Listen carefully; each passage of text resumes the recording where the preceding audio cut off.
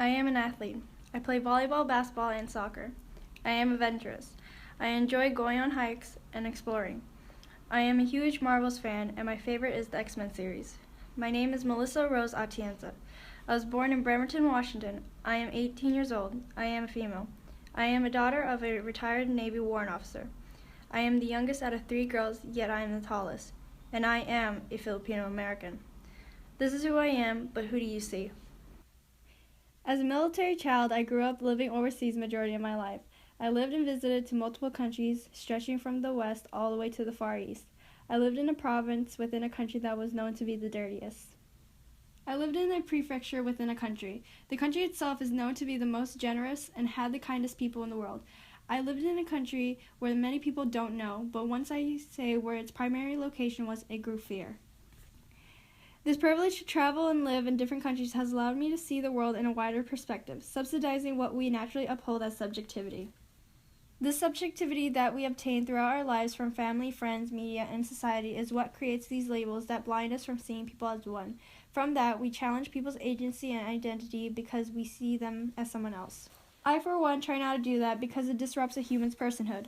Also, I grew up in an environment with multiple backgrounds. It didn't matter what ethnicity you were, what race you were, what religion you practiced, because on those bases you were seen as an American. We were seen as one on those bases. Although we see each other as one thing, we were still in a foreign country. And outside of those U.S. bases, being American wasn't the only thing they perceived us as. From that, I was able to see how strongly subjectivity plays amongst our lives. I finished my last 2 years of high school in Bahrain, an island next to Saudi Arabia. This country had so many displaced Asians from the Far East and had the biggest population of Filipinos. Bahrain was a popular area for Filipinos to relocate because of the various job opportunities the country had. However, many of these jobs were services. Many Filipinos worked at fast food restaurants or as maids. And if they were desperate, they would turn to prostitution, drug dealing, or be gold diggers. Because I am Filipino, rather than being seen as an American, my parents labeled me as low class and meaningless. Can't you believe that I'm graduating next year? I know, right? I can't wait for college. What college are you going to? It doesn't really matter what college I go to. It won't do anything for me. The diploma is just a piece of paper. I'm already going to inherit my dad's properties. Oh, okay. You know what, Melly? You can be my wife and take my money since that's what your people do. Or better yet, you can be my maid. Okay. For the past 2 years, I had to deal with these racial comments because of the way I was perceived as. I couldn't speak up for myself, so I had no voice. Not only that, depending on what clothes that I wore, there was always another label that was added onto how I see things. If I wore sweats and a sweater, I was automatically identified as a low-class individual.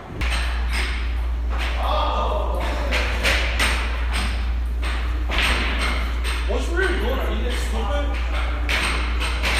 But if I wore any nice clothes for school or parties, I was automatically perceived as a hooker or gold digger.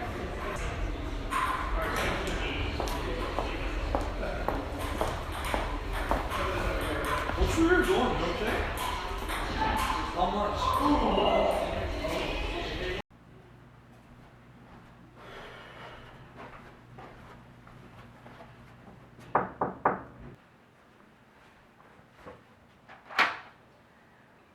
Although I'm Filipino, I'm not really connected to my roots. I've never been to the Philippines, I don't speak the language, I don't know any Filipino traditions, and I barely know the Filipino cuisine. I only know by heart lumpia, pancit, and sinigang.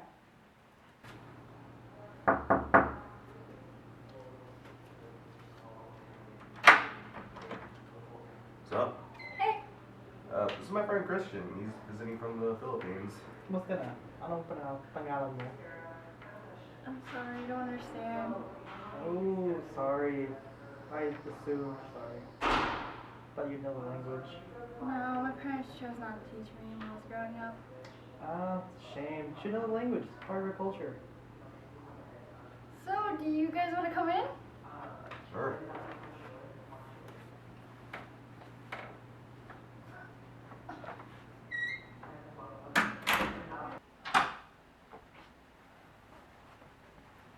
Hey, I'm gonna use the restroom real quick, is that okay? Yeah, go for it. Okay. Growing up, there was always the expectation of being a true Filipino. Because of the subjectivity of looking Filipino, but not being Filipino, I grew up identifying myself as a Filipino American. It's true that I didn't come from the Philippines, but that doesn't make me any less of a Filipino. My parents made the choice to not teach me about my culture and roots. From that, I consider myself as an American. I was born in Bremerton, Washington at the Bremerton Naval Hospital. Because of my appearance, people still ask me, "What are you?" or "What ethnicity are you?" Hey Michelle, did you hear about Toy having a guy over? Like, Cassie was telling me about it earlier, and I was just like, what? I wonder what Who's she the guy? is. Like, Man, even in class, I should have like, asked she her when we walked first out. moved in. Um, I mean, she looks Asian, you know, she's like, but she does look like a and I looked Pacific over there, Islander. and, Maybe like, she's half. I didn't see him. I'm going home this weekend so I can see my mom. I haven't seen her in a while. I mean, like, she's at home, all alone. I mean, like, kind of do miss my mom. I really do miss She my mom. doesn't have an Asian accent. No, my mom's weird. She doesn't have an accent at all. Is she Asian? You know, Maybe she's next week from I'm gonna make you. Do your Baby people broccoli? eat dog? Wait, what? what? We live in a world where subjectivity plays a powerful role in our day-to-day activities. It's very difficult to live in this world where our outward identity is always questioned. We grew up obtaining these ideas of one another, which perceives us as either dominant or submissive. With these labels, we are constantly challenging each other internally and externally. Despite the numerous cultural experiences people may have to those who don't, the social construct of subjectivity is something that cannot be rid of. From that, I have to live with how people see me regardless of how I see myself. My name is Melissa Rose Atienza. I am a Filipino American. I am 18 years old. I am a female.